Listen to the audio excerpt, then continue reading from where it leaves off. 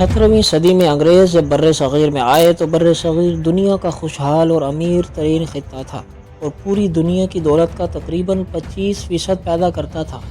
لیکن جب انگریز 1947 میں یہاں سے گئے تو بر صغیر دنیا کی دولت کا صرف اور صرف 3% پیدا کر رہا تھا۔ انگریزوں نے اپنے تقریباً 200 سالہ دور حکومت میں ایسے کیا کارہائے نمایاں انجام دیے کہ سونے کی چڑیا کہلایا جانے والا ملک تیسری دنیا کا ایک غریب اور مفلوک الحال ملک بن گیا۔ کیسے بر صغیر سے 600 ٹریلین پاؤنڈ دولت برطانیہ منتقل کی گئی؟ وہ کون سا موقع تھا جب انگریزوں نے اورنگزیب عالمگیر کے آگے گڑ گڑاتے ہوئے لیٹ کر معافی مانگی؟ کتاب علم کی سیریز انگریزوں نے بر صغیر کو کیسے لوٹا، ہم آپ کو یہی سب بتانے والے ہیں۔ یہ کہانی دراصل شروع ہوتی ہے 1498 عیسوی سے، جب پرتگیزی مہم جو واسکو ڈے گاما نے یورپ سے ہندوستان تک کا سمندری راستہ دریافت کیا اور دیکھتے ہی دیکھتے پرتگالی اور اسپینش بحر ہند کی تمام تر مسالوں کی تجارت پر قابض ہو گئے۔ یہ برتری 1588 تک جاری رہی، یہاں تک کہ اسپینش آرمیڈا کی جنگ میں انگلستان نے اسپین کو فیصلہ کن شکست دی اور اس کے ساتھ ہی برطانیہ کے لیے بحر ہند میں مسالوں کی تجارت پر برتری حاصل کرنے کا دروازہ کھل گیا۔ چنانچہ انگلستان کی ملکہ ایلزابتھ اول نے دسمبر 1600 عیسوی میں برٹش ایسٹ انڈیا کمپنی قائم کروا کر اسے ایشیائی ممالک سے مکمل اختیارات کے ساتھ تجارت کرنے کا اجازت نامہ جاری کیا۔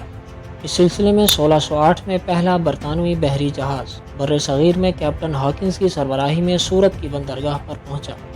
1613 میں ایسٹ انڈیا کمپنی نے سورت میں اپنی پہلی تجارتی کوٹھی قائم کی۔ بر صغیر سے تجارت مزید بڑھانے کے لیے برطانوی بادشاہ جیمز اول نے اپنا ایک منجا ہوا سفیر تھامس رو 1615 میں بر صغیر بھیجا۔ اس نے مغل شہنشاہ جہانگیر کے دربار میں حاضر ہو کر برطانیہ سے تجارت کرنے کی درخواست کی، لیکن اسے اجازت حاصل کرنے کے لیے بہت سے پاپڑ بیلنا پڑے۔ بالآخر 1618 میں اسے باقاعدہ تجارت کا اجازت نامہ حاصل ہوا، کیونکہ مغل شہنشاہ ایک چھوٹے سے بے وقت قسم کے جزیرے سے تجارت کرنے کو اپنی عظیم ترین ریاست کی توہین سمجھتے تھے۔ یہ واقعہ تاریخ کا ایک انتہائی اہم موڑ تھا۔ اگر برٹش ایسٹ انڈیا کمپنی کو تجارت کی اجازت نہ ملتی تو شاید آج دنیا کی تاریخ مختلف ہوتی۔ اس زمانے میں کمپنی کی تجارت زیادہ تر جاوا اور سماٹرا انڈونیشیائی جزیروں سے تھی، جہاں سے کمپنی سستے داموں مسالہ جات خرید کر یورپ میں بھاری داموں بیچتی تھی۔ 1623 میں جب ولندیزیوں نے انگریزوں کو ان جزائر سے نکال باہر کیا تو کمپنی نے تمام تر توجہ بر صغیر پر مرکوز کر دی۔ اس سلسلے میں ایک واقعے کا ذکر دلچسپی سے خالی نہ ہوگا۔ اس دن مغل شہنشاہ نور الدین محمد جہانگیر کی سالگرہ تھی اور مغل روایات کے مطابق بادشاہ کو ہیرے جواہرات سے تولا جانا تھا۔ تقریب شفاف پانی کے تالاب کے بیچوں بیچ بنے ایک چبوترے پر منعقد ہوئی، جہاں سونے سے بنا ایک لمبا چوڑا ترازو موجود تھا۔ ترازو کے ایک پلڑے میں شہنشاہ سوار ہوئے۔ شہنشاہ کا وزن تقریباً 113 کلو نکلا۔ شہنشاہ کو پہلے چاندی کے سکوں، پھر سونے کے سکوں، پھر ریشم اور آخر میں ہیروں سے تولا گیا۔ یہ سب کچھ فوراً ہی غربا میں تقسیم کر دیا جاتا تھا۔ یہ منظر تھامس رو نے اپنی یادداشتوں میں قلم بند کیا۔ تھامس رو یہ منظر دیکھ کر اتنا حیران ہوا کہ اس نے سوچا کہ کیا ان تھیلوں میں واقعی ہیرے جواہرات موجود ہیں یا پھر کہیں پتھر تو نہیں۔ بہرحال تجارتی اجازت نامے کے نتیجے میں اپنی حکمرانی کے اگلے 200 سالوں میں برطانیہ بر صغیر سے اتنی دولت لوٹ کر لے گیا کہ جس کا صرف اور صرف ماہرین اندازہ ہی لگا سکتے ہیں۔ وقت گزرتا گیا اور آہستہ آہستہ کمپنی کا اثر و رسوخ بڑھتا گیا، اور ایک وقت ایسا آیا کہ کمپنی نے مغل ریاست کو آنکھیں دکھانا شروع کر دی، یہاں تک کہ 1686 میں کمپنی نے باقاعدہ طور پہ مغلوں کے خلاف جنگ چھیڑ دی۔ اس وقت بر صغیر پر عظیم سلطان اورنگزیب عالمگیر کی حکومت تھی، جو کہ کابل سے لے کر ڈھاکہ اور کشمیر سے لے کر پانڈی چیری تک تقریباً 40 لاکھ مربع کلومیٹر سے بھی زیادہ علاقے پر مشتمل تھی۔ 1680 تک انگریز بر صغیر کے مشرقی اور مغربی ساحلوں پر تجارت کی غرض سے اور مقامی گورنروں کی اجازت سے کئی چوکیاں اور قلعے قائم کر چکے تھے۔ یہ واقعہ کچھ یوں پیش آیا کہ 1682 میں کمپنی نے بنگال میں مزید تجارتی حقوق حاصل کرنے کے لیے اپنا ایک نمائندہ بنگالی گورنر شائستہ خان کے پاس بھیجا۔ 1685 میں اس وقت کے کمپنی کے سربراہ جوزایا چائلڈ کی وجہ سے کچھ معاملات میں بگاڑ پیدا ہوا اور بنگال کے گورنر نے کمپنی کے تجارتی مال پر ٹیکس 2% سے بڑھا کر 3.5% کر دیا۔ نتیجتاً کمپنی نے ٹیکس دینے سے انکار کر دیا اور کمال بدمعاشی سے مغلوں کی عظیم سلطنت کے خلاف طبلِ جنگ بجا دیا۔ بنگال میں دریائے ہگلی پر قبضہ کر کے قلعے میں خود مختاری کا اعلان کر دیا گیا۔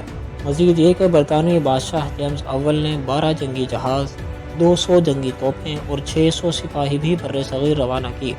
بنگال میں شائستہ خان نے انگریزوں کو ذلت آمیز شکست دینے کے بعد ہتھیار ڈلوا لیے اور بنگال کا معاملہ تقریباً حل ہو گیا۔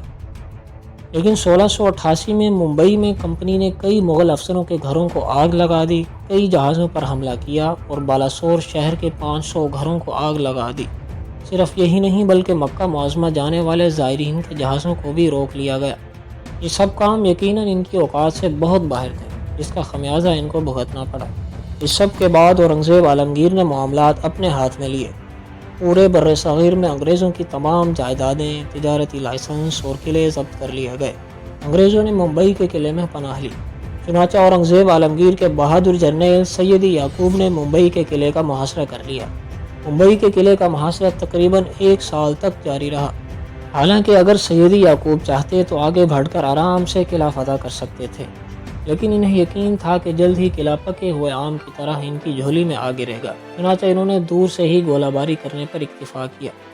چنانچہ 1 سال کے محاصرے کے نتیجے میں قلعے میں قحط پھوٹ پڑا، جس کی وجہ سے سینکڑوں انگریز ہلاک ہوئے اور بالآخر انگریزوں نے 1690 میں ہتھیار ڈال دیے اور ساتھ ہی اپنے 2 سفیر سلطان اورنگزیب عالمگیر کی خدمت میں معافی کے لیے بھیج دیے۔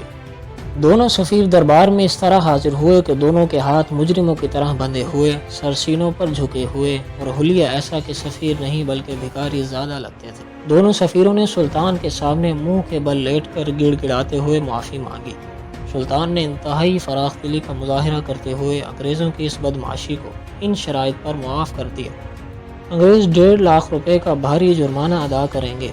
ممبئی میں کمپنی کا صدر جوزائے چائلڈ بر صغیر چھوڑ دے اور دوبارہ کبھی بھی یہاں کا رخ نہ کرے اور انگریز آئندہ فرما برداری کا پکا عہد کریں۔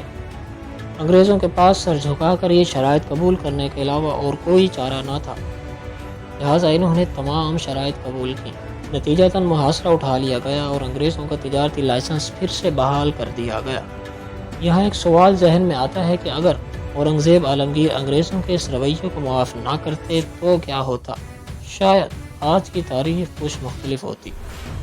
کیسے ایک چھوٹے سے جزیرے کی ایک چھوٹی سی تجارتی کمپنی اتنی طاقتور ہو گئی کہ اس نے بالآخر 40 لاکھ مربع کلومیٹر پر مشتمل ایک عظیم الشان سلطنت کا تقریباً 200 سال تک استحصال کیا۔